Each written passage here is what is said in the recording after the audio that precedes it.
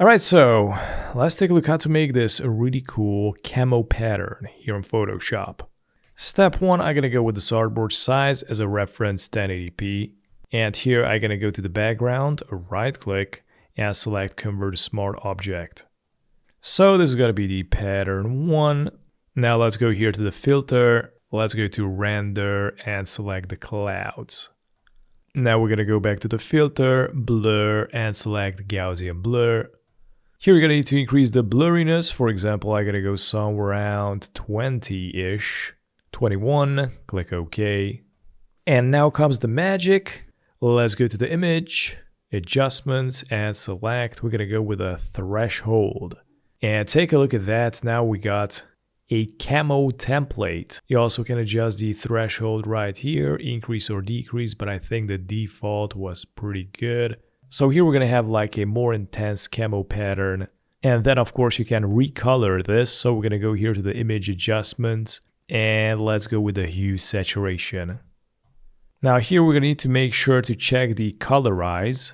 And then you can adjust the lightness. This is going to add color on black and white. And then you got the saturation and the hue. Let me check out if I decrease the lightness, you can see we got like 2.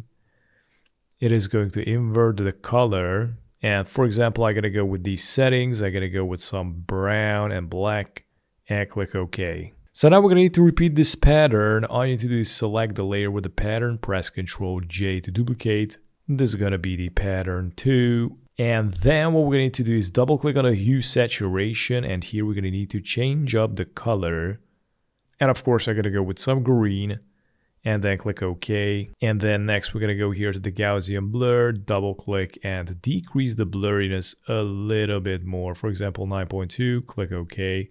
So now you can see that we got more details going on. And then we're also going to need to adjust the threshold. So let's double click on the threshold. And here I'm going to go and decrease the threshold, maybe, and click OK. So as you can see, it looks the same, but what we're going to need to do is double click on the layer. And what I'm going to do is bring the black handle on the right. So as you can see, it is going to eliminate the black. Click OK. And then you also can mix up this pattern. All you need to do is just double click on the clouds here. And this way is going to switch up the pattern. If I double click again, it is going to randomize it again, and so on and so forth. I think I like this one. And of course, you can change up the color however you like.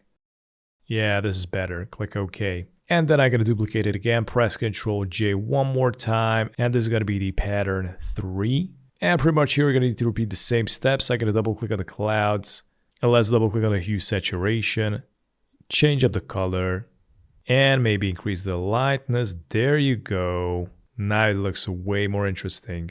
Click OK. And then I'm also going to double click on the threshold and make it more rare.